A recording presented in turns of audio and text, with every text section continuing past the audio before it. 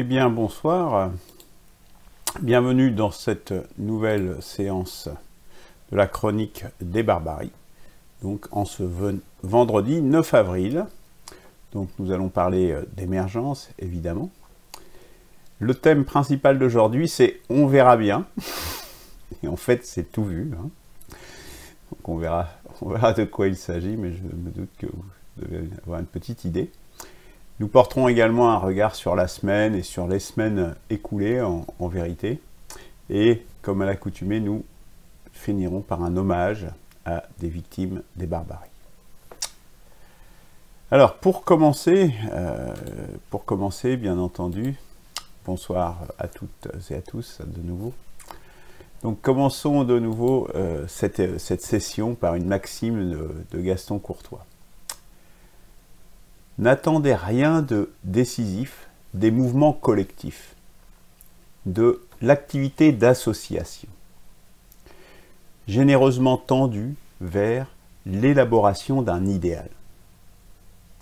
Toutes ces bonnes volontés anonymes ne font que labourer le sol. Ce sont les grains qui donneront la moisson, et les grains, ce sont les chefs. Les hommes au cœur pur et à la volonté fertile. C'est une très belle expression qui, je trouve, donne à penser d'un idéal. Et montre toutes ces bonnes volontés anonymes ne font que labourer le sol. Pardon. Ce sont les grains qui donneront la moisson, et les grains, ce sont les chefs. Voilà, les hommes, les répartir. Donc toutes ces choses sont ces grains qui germent, et il y a effectivement que le labour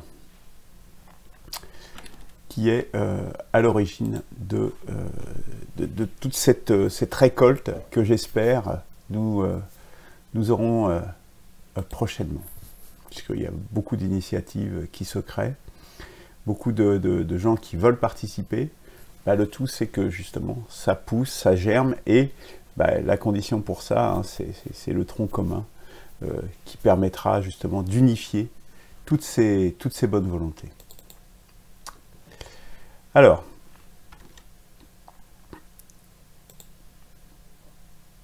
émergence, donc le premier thème de ce soir, le livre à lire évidemment.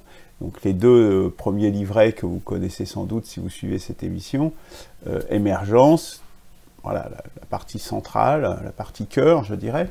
Puis émergence idéologique qui donne justement une profondeur idéologique, une perspective idéologique à ce que... qui donne toute sa crédibilité d'ailleurs à l'initiative, une perspective de la 6e République. Mais comme vous le savez, nous sommes face à une crise de civilisation, et le contraire de la civilisation, c'est la barbarie. Eh bien, toute civilisation s'adosse à une spiritualité. C'est la raison pour laquelle nous avons également un manifeste spirituel qui adresse cette dimension. Donc c'est le Tao spirituel qui est donc disponible tant sur le site internet que sur en fait c'est la caméra qui est de travers, excusez-moi. C'est pas moi qui suis de travers, c'est la caméra, en fait, qui regarde un petit peu de travers. Donc, excusez-moi pour ce petit décalage. Voilà, je règle ce petit problème de cadrage. Voilà, ça c'est un petit peu mieux. C'est pas encore tout à fait ça. Bref, donc le Tao spirituel. Et donc, le livret est arrivé. Hein, donc, c'est un livret de plus grande taille, vous voyez, hein, puisque en fait, c'est un petit peu plus, il y a un peu plus de contenu que sur les autres livrets, puisqu'il y a différents volets, et puis, pour que ça puisse s'adresser à une large partie de la population. Et donc, il y a une partie qui est introductive. Et puis, plus on va avancer dans cette lecture, plus on va rentrer profondément dans ce qu'est le Tao spirituel et la démarche qu'il y a derrière. Donc vous pouvez le commander, ça y est, c'est disponible. Et pour l'avoir en version papier, Donc ce sont les livres à partager, donc je vous invite vraiment à les commander, vous pouvez le faire au travers d'un email bien sûr, mais après pour les régler, bien évidemment il faut envoyer un règlement par chèque. Autre action, le plan d'urgence, il y a déjà un certain nombre de gens qui ont participé à cette consultation. Je vous invite à continuer de le faire, il y a l'adresse internet qui s'affiche ici là-haut.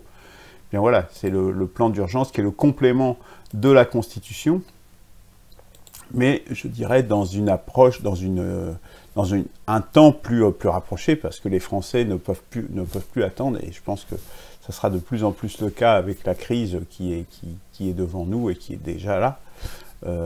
Donc ça sera très important qu'il y ait des mesures qui soient prises tout de suite après l'élection présidentielle.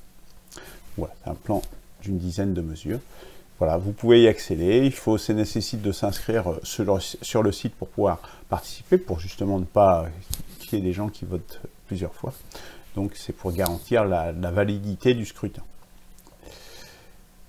Autre sujet émergence, voilà, on est en période de nouveau de confinement. Donc la tournée dans toute la France d'une perspective la 6e République est mise en pause pour l'instant. Elle reprendra normalement à partir du mois de mai, on peut espérer le 4 mai normalement, mais voilà. Touchons du bois, en espérant qu'on puisse... mais bon, on a déjà quelques enseignements de la première semaine qui a eu lieu et qui vont permettre d'améliorer ce qu'on va vous proposer et discuter avec vous. Dernier élément d'émergence, évidemment, ça c'est les mini-cartes, donc qui sont faciles, pas difficiles, justement faciles à distribuer autour de vous, pour populariser l'initiative, bien pour pouvoir justement en une phrase dire il y a le site internet et toutes les informations sont sur le site internet. Sinon on peut évidemment envoyer un mail, le mail est indiqué également, ce sont des choses simples, sans risque, que tout à chacun peut faire, vous pouvez les commander. Toutes les informations sont également sur le site, sur les tarifs de ces cartes. Tout ça c'est vendu à prix coûtant, hein. L'idée n'est pas du tout de faire de l'argent avec ça. Alors, regard sur la semaine, comme souvent, et comme beaucoup d'autres, nous allons parler du Covid, qui est une dimension importante de la barbarie, bien évidemment. Donc la situation mondiale, déjà faire un petit peu voir où on en est, puisque ça fait un moment qu'on n'a pas eu d'émission, donc c'est intéressant de voir où on en est au niveau global. Bien, au niveau global, ça c'est la courbe de mortalité, bien, on est après maintenant de 3 millions de décès dans le monde, 2 904 504 à ce matin. Donc, et on voit l'allure de la courbe, alors qui n'est pas exponentielle, hein, mais qui est toujours parfaitement croissante, qui ne s'infléchit guère dans une direction de palier, ou au moins... Alors, il y a eu une petite inflexion là au début 2021, mais bon, c'est pas... Disons qu'on a quitté la tendance peut-être un peu exponentielle pour aller vraiment sur une... La courbe globale, ça fait une droite, quoi, hein. Donc près de 3 millions de morts dans le monde, c'est quand même considérable. Alors, en sortir en 1 mois et demi, c'est possible. Vous savez, il y a une vidéo qui a été sortie, qui est disponible sur le site internet, qui est disponible sur la page Facebook, sur tous nos médias. Et c'est important parce que c'est réaliste, hein. Ce n'est pas absolument pas quelque chose de farfelu comme on pourrait le croire. Oui, en sortir à 100% en 1 mois et demi, c'est tout à fait possible. Les mesures qui sont à prendre sont expliquées là, mais ce sont des mesures d'ordre politique. C'est ça qu'il faut bien prendre en compte, c'est qu'il y a des mesures, il y a des plans d'action, je dirais, du domaine de la santé, du domaine médical, mais l'essentiel des mesures sont de nature politique. Donc, le gros intérêt de cette approche, c'est que ça donne une visibilité. Vous pouvez réouvrir absolument toutes les activités sans aucune contrainte, au bout d'1 mois et demi, puisque vous avez éradiqué la propagation des virus dans la nation française, hein, à quelques exceptions près qu'il faudra surveiller. Voilà en gros. Donc ça, c'est une visibilité. les gens sont stressés, tout le monde est stressé à tout âge, plein d'activités comme les restaurateurs, les artistes et plein d'autres activités sont perturbées profondément par cette pandémie. Là, en 1 mois et demi, on peut donner de la visibilité en disant mais, tout le monde peut ouvrir, mais vous n'aurez même plus besoin de masques ni de toutes ces histoires-là. Vous voyez, c'est quand même très important d'avoir cette visibilité. Alors, après, on peut dire, mais qu'est-ce que ça veut dire si on pouvait faire ça, il y a longtemps qu'on l'aurait fait, etc. Bien non, pas en France, puisque justement la politique néolibérale, l'ouverture mondialiste qui est la politique, qui est la marque de fabrique des néolibéraux, eh bien, ça contredit leur dogme, et comme ils sont très dogmatiques, comme on le constate souvent, eh bien, ils ne peuvent pas accepter ça. Ils ne peuvent pas accepter ça durablement. Pourtant, il y a des exemples de ces méthodes qui ont fonctionné, qui fonctionnent très bien. Et donc, nous allons voir quelques exemples. L'exemple le plus évident, c'est la Chine. C'est quand même là où l'épidémie a démarré. Hein. Donc là, le trait du haut, là, c'est 5000. Hein. C'est-à-dire qu'ils n'ont toujours pas atteint les 5000 décès liés au Covid. Vous avez vu comment la courbe est plate? C'est impressionnant. Depuis avril 2020. On est sur un plateau, là, donc parce qu'ils ont fait reconsidérer certains décès qui n'avaient pas été attribués au Covid, qui ont été finalement attribués au Covid. Et puis depuis, bah, c'est marginal. Hein. C'est un pays d'1 milliard d'habitants. C'est incroyable. Alors, si vous n'y croyez pas, bon, pourquoi pas, hein, à la limite, mais il n'y a pas que la Chine. Regardez l'Australie. C'est un autre pays très différent de la Chine, mais aussi dans la zone Asie-Pacifique, mais qui applique des mesures tout à fait similaires. Alors, vous voyez, on est tout à fait dans des courbes alors, qui n'ont pas tout à fait la même allure, mais on voit bien que là c'est 100, là. Là, le nombre de décès, là, c'est 100. Le chiffre, là, c'est 100. C'est-à-dire qu'ils ne sont toujours pas arrivés à 100 décès. Je ne sais pas si vous vous rendez compte. Nous, on va être à 100 fois plus.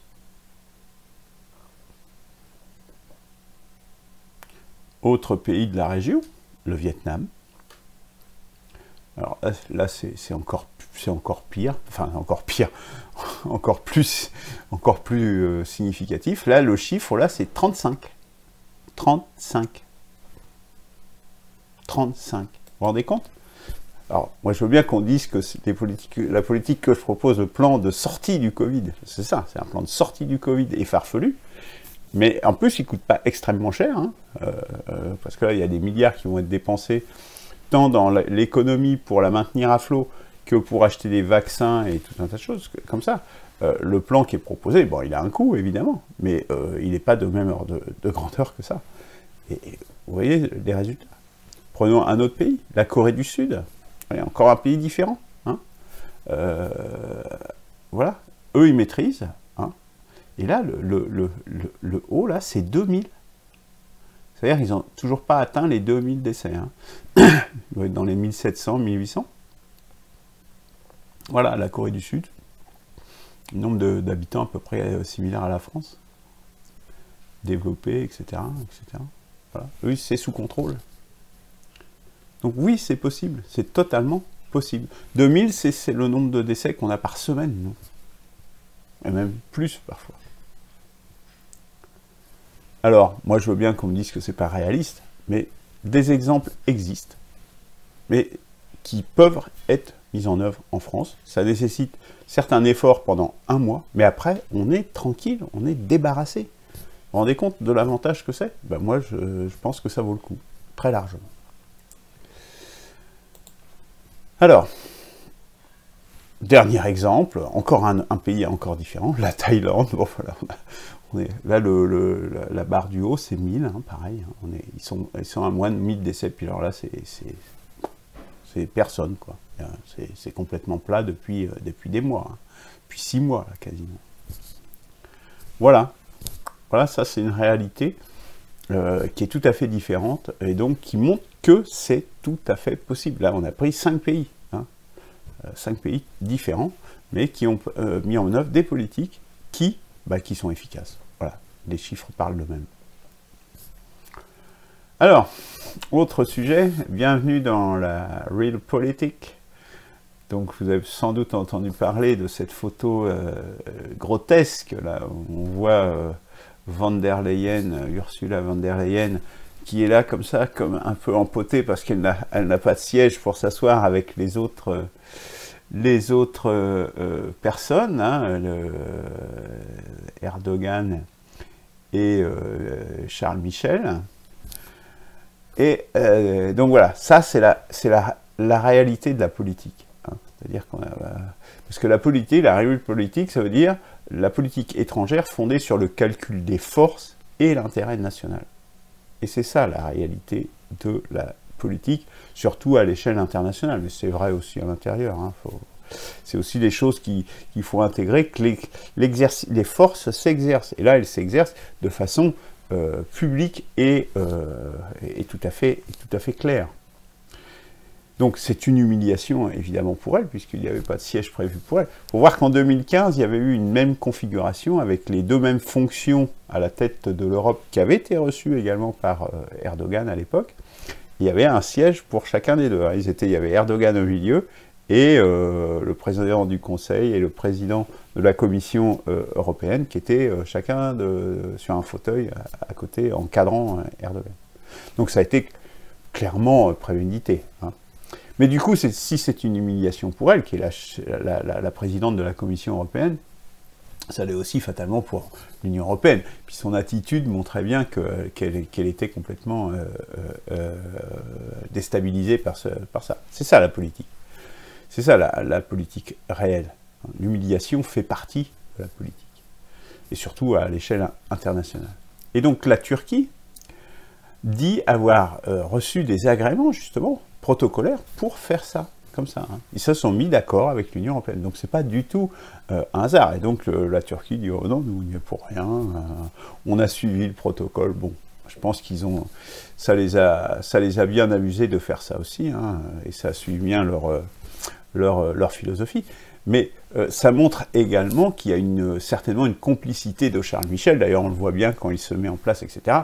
Parce que bon, j'imagine, enfin, j'ai vu un petit peu comment elle se comportait, cette dame, Ursula von der Leyen, c'est un peu de la même veine que Fontaine à l'époque, qui est décédée maintenant, et Marielle de Sarnez, c'est-à-dire ce sont un peu des gens qui sont des rêveurs, si vous voulez, hein.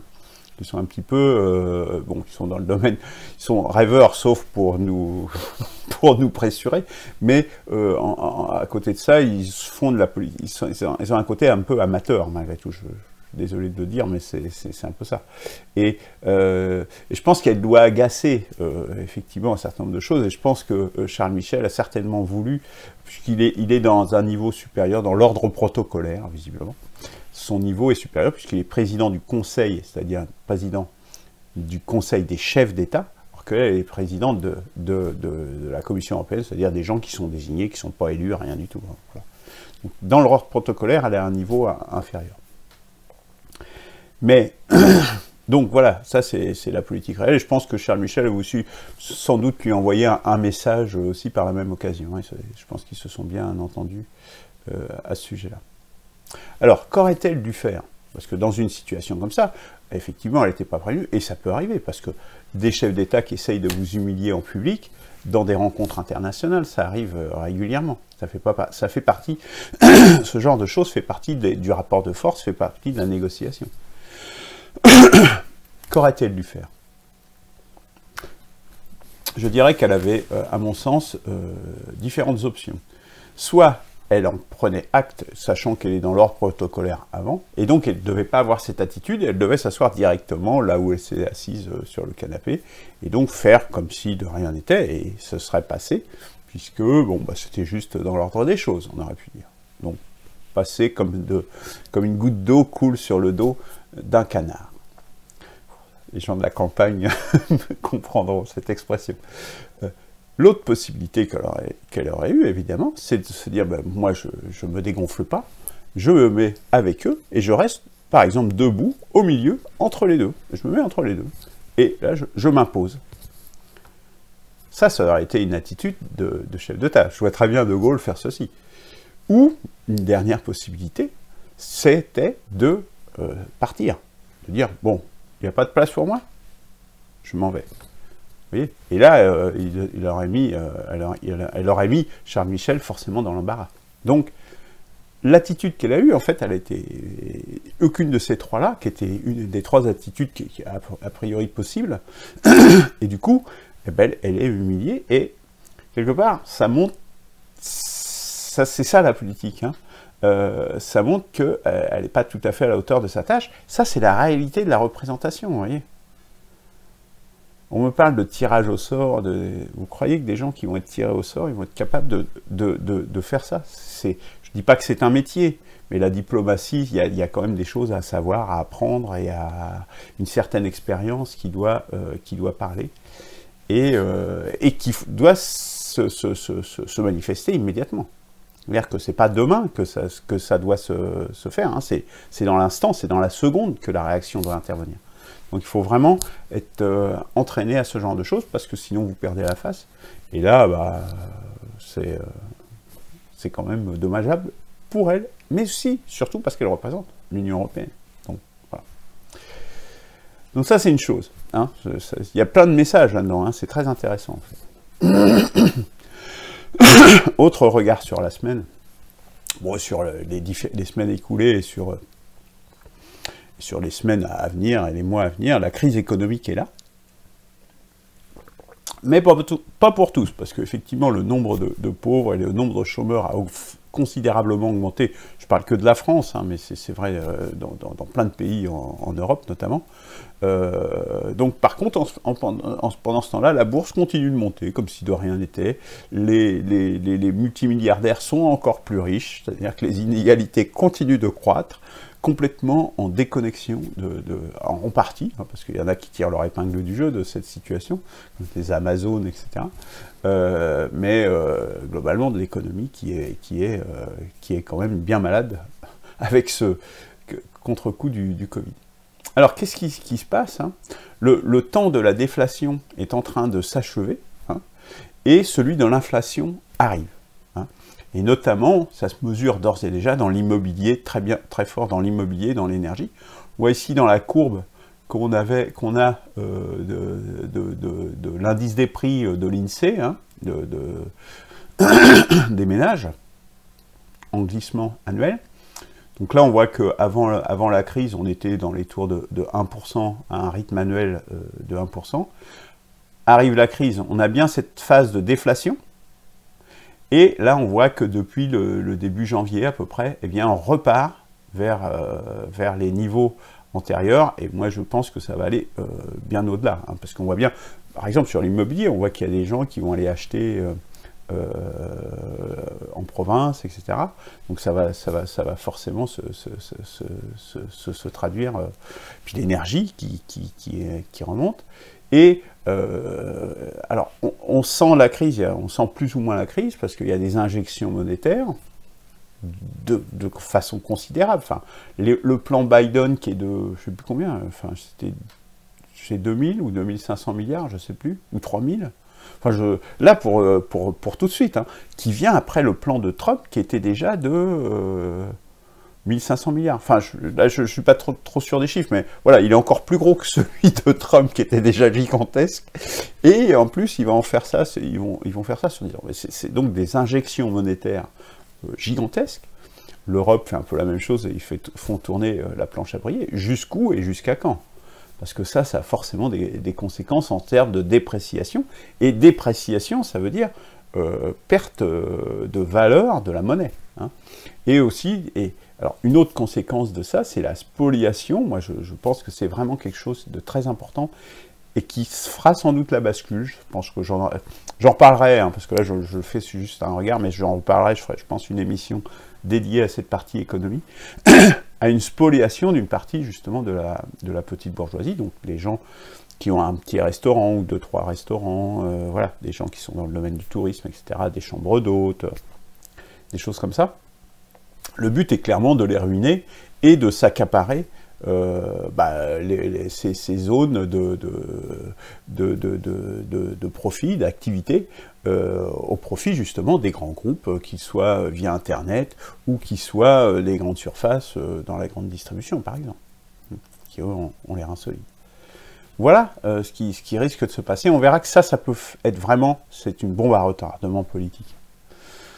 Et donc tout ça c'est intéressant parce que ça me permet aussi de vous rappeler que ce qui se passe là, cette période de déflation puis cette période d'inflation, moi je l'ai annoncé dès le 24 juillet dans l'émission. Vous pourrez re-regarder l'émission du 24 juillet 2020, hein, donc, où j'annonçais ce qui allait se passer donc, en deux phases, hein, la première phase et une deuxième phase qui commence là maintenant, et qui est un petit peu atténuée, un petit peu retardée par justement ces injections monétaires. Donc j'en ai reparlé également le 2 octobre. Oui, je pense que j'en parlerai encore. Voilà, donc ça permet aussi de montrer que je raconte pas que des bêtises, y compris sur le plan d'urgence, mais y compris là, puisque vous pourrez vérifier ce que j'annonçais, c'est ce qui s'est déroulé. Alors, continuons. Alors, autre regard sur la semaine, là c'est vraiment on est dans le grand comique, fake news, l'arroseur arrosé, c'est-à-dire qu'on a donc c'est le grand soir, hein, donc je m'appuie beaucoup sur le petit historique qu'a fait le grand soir que nous allons dérouler ensemble. Donc je vous invite à aller voir ce site. Il y a notamment l'URL, l'adresse internet là-haut. Et en fait, Le Monde, vous voyez, Le Monde, Libération, l'Obs, etc. Bon, voilà, c'est vraiment la doxa, Arte et tous ces médias-là. Donc, et Le Monde a créé notamment en février 2017 le Décodex, c'est-à-dire justement pour traquer ceux qui disent des informations qui seraient peu fiables, des fake news, comme ils disent, ou conspirationnistes, complotistes, etc., etc. Donc là, on est vraiment dans les gardiens du temple, hein, dans les chiens de garde, comme les aurait appelés. Je crois que c'est Serge Halimi, hein, qui a fait une vidéo célèbre et que je vous invite vraiment à regarder, qui est excellente. Hein. Donc voilà, les chiens de garde, donc avec leur décodex du monde. Eh bien, là, on rigole parce que donc le 28 mars dernier, la télévision chinoise CGTN a édité une tribune qui était signée d'une certaine Lorraine Beaumont.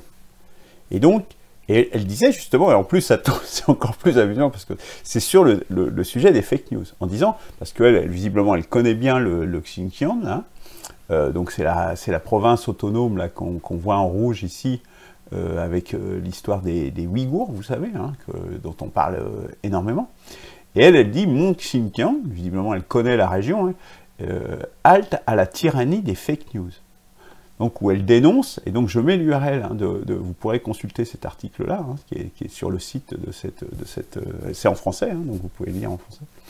Donc où elle dénonce de dire, mais attendez, ce qui se passe dans les médias occidentaux, c'est pas du tout ce qui se passe dans la réalité là-bas. Bon, voilà. Moi je suis pas allé pour aller vérifier, mais bon, en tout cas, elle, c'est ce qu'elle dit. Donc elle dit halte aux fake news. Donc, mais là, quelque part, la balle était déjà dans le camp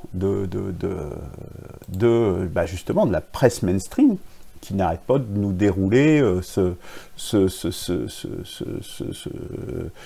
discours sans que personne. Moi, il y a eu quelqu'un d'autre aussi qui a été sur place et qui dit pas ça du tout, quoi. Donc bon, moi, je sais pas, j'ai du mal à me faire une religion. Moi, j'ai tendance à pas faire confiance à ces médias qui déjà, je dirais, quand ils parlent de nous, ils disent déjà que des horreurs. Donc moi, j'ai pas tendance à leur faire confiance déjà. Donc, alors, continuons, parce que là, donc, ils dénoncent ça comme une fake news, et ils disent, le 31 mars, donc, le Monde proclame, quand la télévision CGTN invente une journaliste française. La télévision d'État chinoise CGTN est allée jusqu'à créer la figure d'une fausse journaliste française, répondant au pseudonyme de Lorraine Beaumont. Le problème, c'est que Lorraine Beaumont n'existe pas. Ouais, c'est fort, hein. Donc là, ils disent, quelqu'un qui dénonce les fake news, mais non, ça c'est une fake news. Donc voilà, c'est le truc, la contre-attaque, quoi. Sauf que, pas de bol, le 2 avril, le Figaro, qui fait aussi partie, mais qui est un petit peu en concurrence avec Le Monde, je dirais, et se tire la bourre, et là, réduit à néant la thèse du Monde. Elle interviewe la journaliste. C'est Laurence Beaumont. Donc, du coup, dire qu'elle n'existe pas, c'est juste un bobard. C'est juste un mensonge. Alors, il y a cerise sur le gâteau, il y a les... Alors, vous pouvez vérifier, hein, j'ai mis là-haut l'URL de l'interview, justement, au Figaro, de cette journaliste, qui est bien française, qui habite dans la Sarthe, visiblement. Donc voilà, ils se sont complètement décrédibilisés, quoi. Et pire que ça, il y a aussi deux autres Gugus, on pourrait dire, qui sont justement dans la doxa et dans la répétition de ces choses, tout ce qu'on voit sur Arte, sur France Culture, sur France Inter, et toute cette presse qui est vraiment du système, quoi. Enfin, moi, je ne regarde pas. Moi, je vous invite à ne croire. Moi, je ne crois rien de ce qu'ils racontent. Rien. C'est simple. Tout ce qu'ils disent est de sujet à caution. Et donc, eux, eh ben, ils sont encore plus comiques, puisque donc c'est Rudi Reichstad et Tristan Mendès-France, donc des anti-complotistes, des affreux complotistes.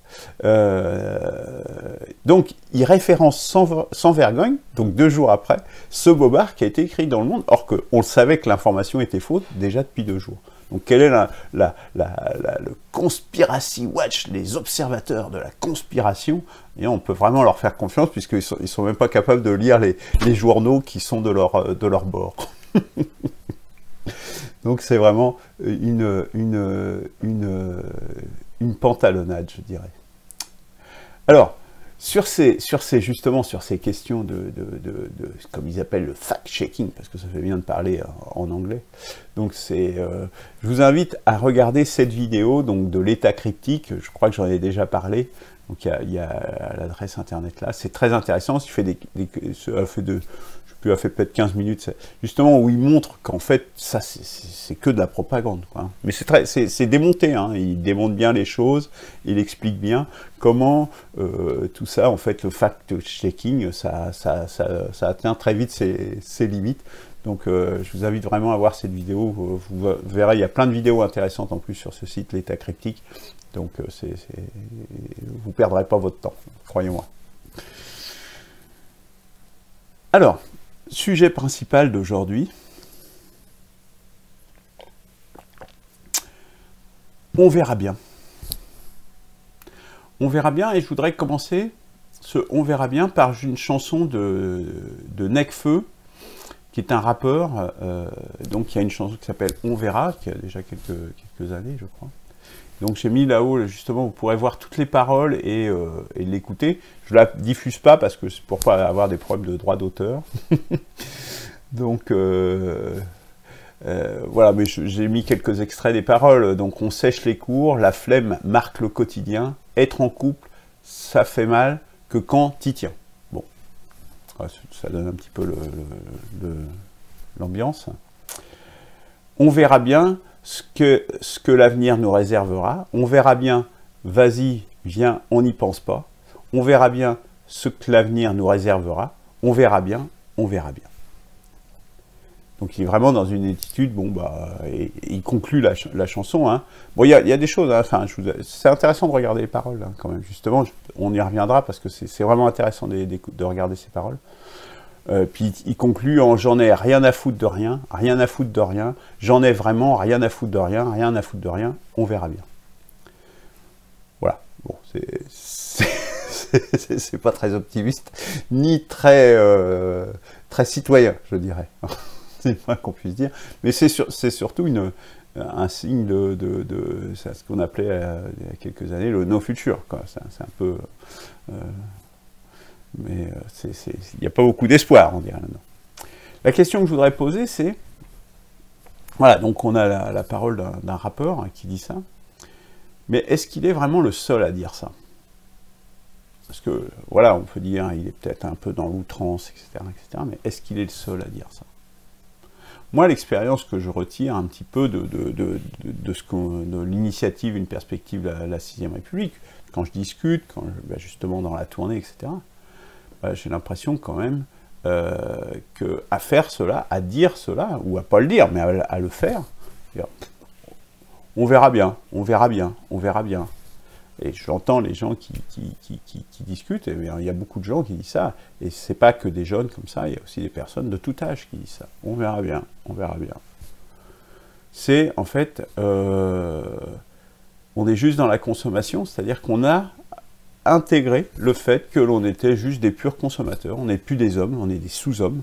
C'est ce que j'appelle des sous-hommes dans les manifestes émergences, hein, j'en arrive à cette conclusion, parce qu'on n'est plus des hommes à part entière. Hein, et c'est pire que l'esclave, parce que l'esclave, il est réduit à sa condition d'esclave, et il ne peut pas faire autrement, parce que sinon il se fait zigouiller, ou il se fait enchaîner, enfin voilà.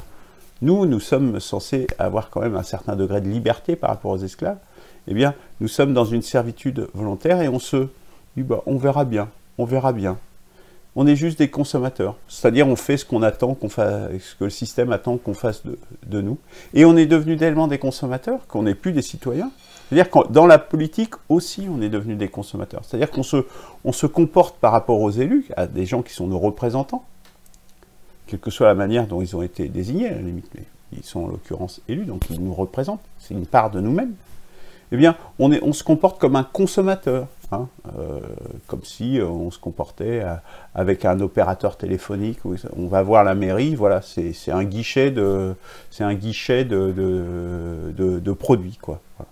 On n'est plus que dans la consommation, dans le produit.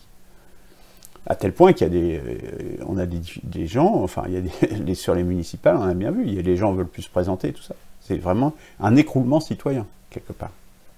Voilà.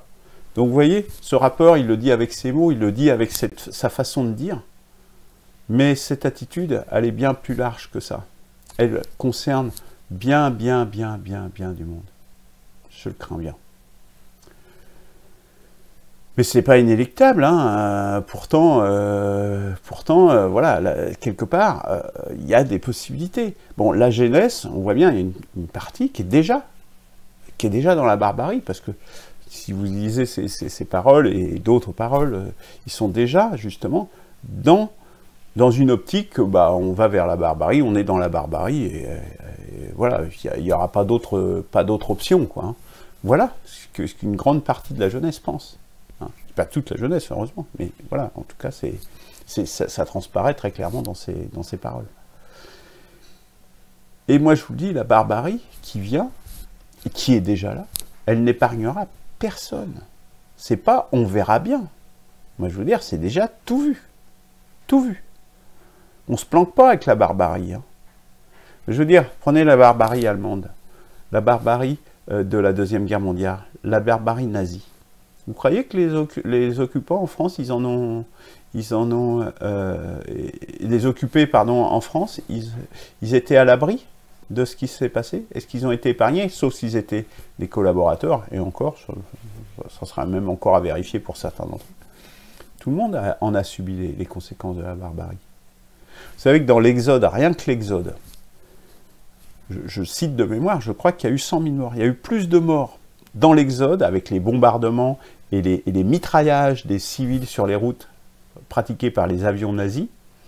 Je crois qu'il y a eu plus de morts dans l'Exode que par la guerre, où est-ce que les gens ils se barraient. Enfin, il y a eu très peu de luttes, enfin, il y en a eu quelques-unes, mais pas de nature à empêcher l'invasion allemande. Voilà, ça n'épargnera personne. Hier comme demain. Et là, on a encore le temps. Enfin, de moins en moins. Hein, et que, voilà, un exemple que ça n'épargnera personne, le Covid, il n'épargne personne. Même si vous n'êtes pas malade de ça, mais vous subissez le confinement, vous subissez le fait de ne plus pouvoir dire bonjour, vous subissez le fait de ne pas pouvoir vous déplacer, vous subissez le fait de ne plus pouvoir voir votre famille, de ne plus pouvoir les embrasser, de ne plus pouvoir circuler comme vous voulez, d'être dans le stress, de ne plus pouvoir aller travailler, voir vos collègues de travail. Voilà, vous subissez pas. Ça n'épargnera personne, il n'y a pas d'échappatoire, il n'y en a pas. Il n'y a nulle part où fuir. Parce que ce n'est pas un phénomène juste français, on voit bien. C'est un phénomène néolibéraliste, mondialiste, c'est un phénomène qui se déploie et qu'ils essayent de déployer sur toute la planète, justement. Il y a quelques pays qui résistent. D'ailleurs, on leur fait des sanctions, comme ils appellent, des embargos et des choses comme ça, hein, ceux qui ne veulent pas se fondre dans ce moule. Mais il n'y aura nulle part où fuir. Puis il y a les aspects voilà, écologiques également, enfin nature, je dirais, environnement. Il n'y a pas de planète B. Hein. Même Elon Musk, qui peut rêver, il n'y a pas de planète B. Vivre sur Mars ou sur la Lune ou n'importe quoi, c'est juste illusoire. Ça n'existe pas, ce n'est pas possible. Ce sera peut-être possible dans des siècles et des siècles, si nous sommes encore là, si nous survivons à cette période d'effondrement. Il n'y a pas de planète B, il n'y aura pas d'endroit où fuir. Hein. Allez en Espagne, là nous on a déjà les effets du réchauffement climatique. En Espagne, ça va être encore bien pire, hein, évidemment. Je ne parle pas de l'Afrique.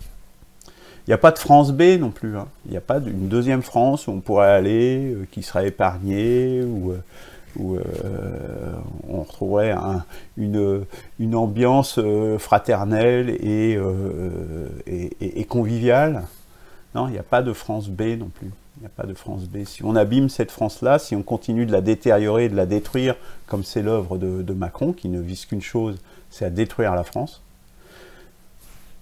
par sa politique, notamment ce qu'il appelle européenne, hein, mais qui est en réalité mondialiste et globaliste et du nivellement généralisé, eh bien, il n'y a pas de France B. Si on détruit cette France-là, il n'y en aura pas d'autre. Il n'y aura nulle part où aller. Et vous voyez, on verra bien, mais oui, c'est tout vu. C'est tout vu. Parce que personne n'est à l'abri. Même les grosses légumes, comme on dit, sont atteintes. Alors, nous qui sommes au bas de l'échelle, ben on va déguster encore plus, c'est clair. Prenons un exemple très récent, c'est l'agression justement d'une grosse légume de Bernard Tapie. Quelles ont été justement les révélations saisissantes d'André Berkoff, qui est journaliste à Sud Radio, là, qu'on entend. Et donc là, je vous invite également à voir cette vidéo, elle est intéressante, cette vidéo d'André Berkoff, où il révèle justement, il a eu une discussion au téléphone après cette agression avec Bernard Tapie. Bernard Tapie, malade, qui est près aux alentours de 80 ans, qui est gravement malade du cancer, et qui a donc été agressé, vous avez certainement entendu parler de ça, et il a dit à ses agresseurs, qui apparemment étaient d'origine étrangère, il leur a dit mais je vous ai toujours défendu. Vous voyez, parce que c'est vrai qu'il a toujours été pour les migrants et tout ça, vous voyez. Et donc il dit, bah, je vous ai toujours défendu contre le racisme, contre le Rassemblement, le Front National, etc. etc.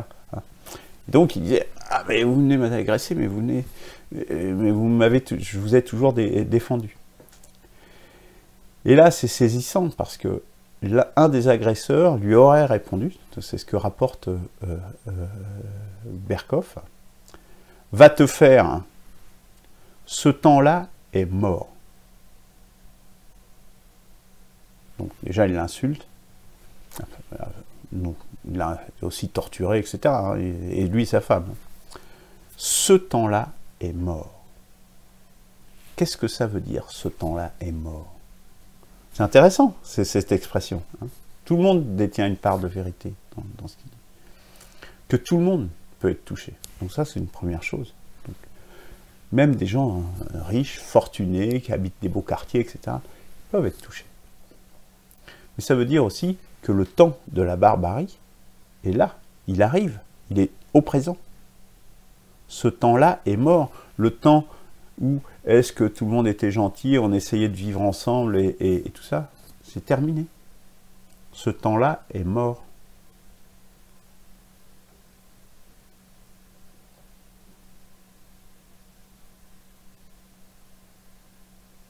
L'ancien temps est mort. Donc c'est tout vu, on verra bien, non? Si vous êtes dans le « on verra bien », je vous engage vraiment à en sortir, à redevenir un citoyen.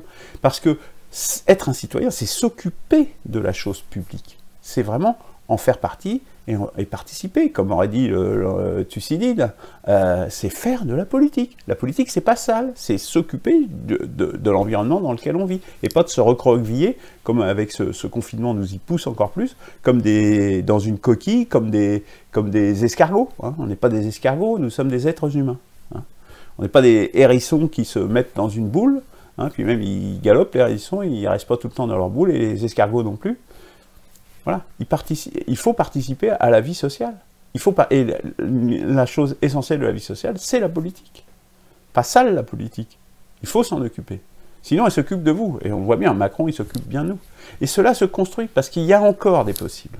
Parce que, effectivement, il y a plein de choses qui se sont effondrées dans le passé, mais il y a encore des possibles. Et je le montre justement dans les émergences, et particulièrement dans l'émergence idéologique, mais aussi dans l'émergence spirituelle, où justement on montre qu'il y a des modèles possibles qui peuvent fonctionner, qui ont déjà fonctionné par le passé, et dans un passé récent en plus. Donc c'est vraiment des modèles qui peuvent marcher. Donc on voit bien que le communisme n'a pas marché, le fascisme n'a pas marché, le néolibéralisme, ben on voit bien le libéralisme déjà, avec tous les effets délétères qu'il y a eu, la colonisation, etc., les guerres mondiales, quand même, c'était quand même la guerre industrielle, hein, c'est ça la guerre mondiale.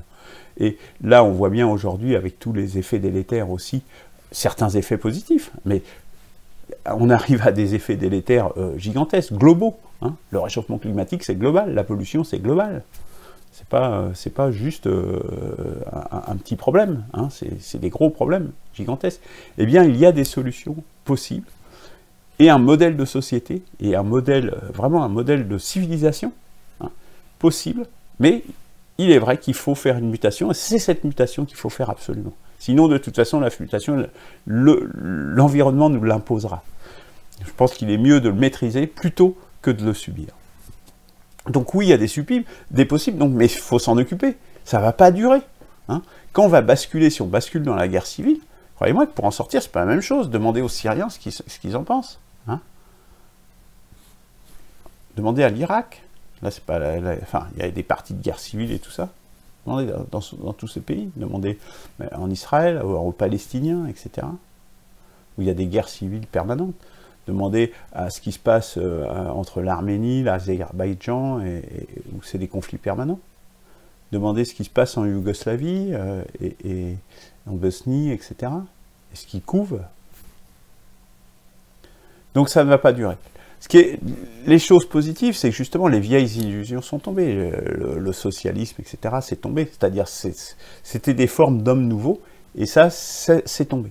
Ce qu'il faut faire attention, c'est de ne pas tomber dans de nouvelles illusions. Tout le discours, notamment transition écologique, etc., c'est les mêmes qui vous le vendent ça. Vous leur faites confiance. Ils vous mentent à longueur de journée, mais ils vous mentent aussi à ce sujet-là. Les solutions ne sont pas celles-là. Il y en a des solutions, mais ce n'est pas celles qu'on vous dit. Celles qu'on vous dit, c'est pour vous vendre des trucs. Pour vous vendre toujours la même chose. En définitive, créer des nouveaux marchés. En fait, pour eux, c'est comme les panneaux solaires. Les panneaux solaires, enfin, c'est une vaste pantalonnade, quoi. Ça pourrait fonctionner dans certains pays, et encore, ça va occuper des surfaces gigantesques. Ou alors, il faudrait muter les toitures, etc. Enfin, vous voyez, on est dans des échelles, et puis la nuit, il fait nuit. Hein. Donc ça suffit pas, ça ne marchera pas de toute façon tout seul. Puis il faut les nettoyer, les panneaux solaires. Vous voyez tous les problèmes que ça pose. C'est ce qu'on appelle une énergie un peu fatale. Hein. C'est-à-dire qu'on ne maîtrise pas. Il ne suffit pas de tourner au bouton pour augmenter ou descendre. Donc il ne faut pas écouter tous ces discours, et tous les autres, hein,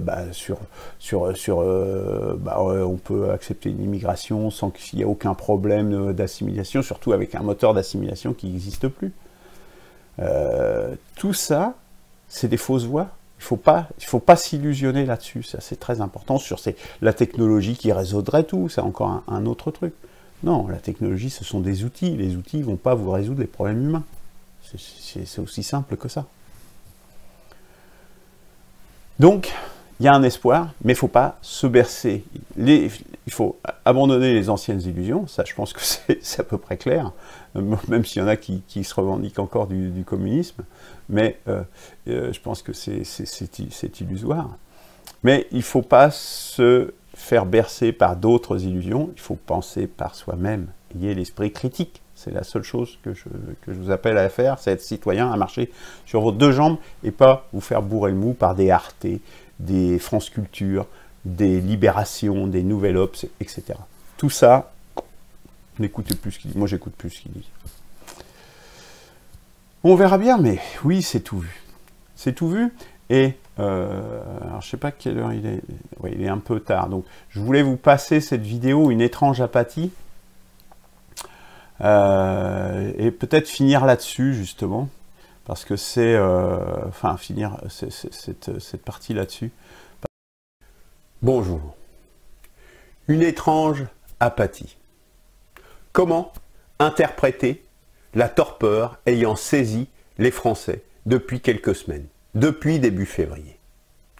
Est-ce dû à l'échec du mouvement de désobéissance civile du 1er février?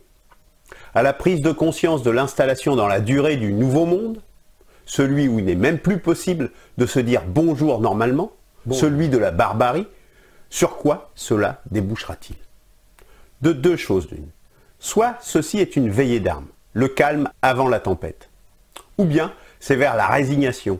Le Macron ne s'en sort pas si mal qu'il l'emportera. Dans le premier cas, la 6ème République est la proposition politique sur la table pour pouvoir s'en sortir, pour changer le système.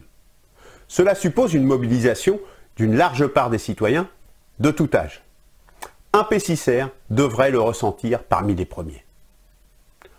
Dans le second cas, Macron sera réélu royalement. C'est le terme adéquat. Cela voudrait dire que, comme en 1940, la France sera en danger de mort, que la submersion par les barbaries arrivera, comme avec les nazis hier et aujourd'hui par les islamistes, les gangs, les transhumains de tous les acabits, les néofascistes de tous les bords avec leurs idéologies nihilistes. Que le dépeçage de la France s'accentuera pour atteindre un point de non-retour, comme par le nouveau statut de l'Alsace ou la destruction de la langue française. Nous avons jusqu'au mois de juin pour échapper à la barbarie.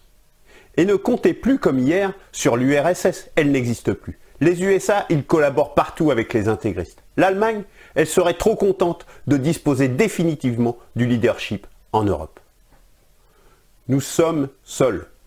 Si les citoyens français ne se réveillent pas maintenant, comme en 1940, vous aurez la guerre et le déshonneur. Une chose est certaine, un P6R ne baissera pas les bras. Nous sommes d'ores et déjà la résistance.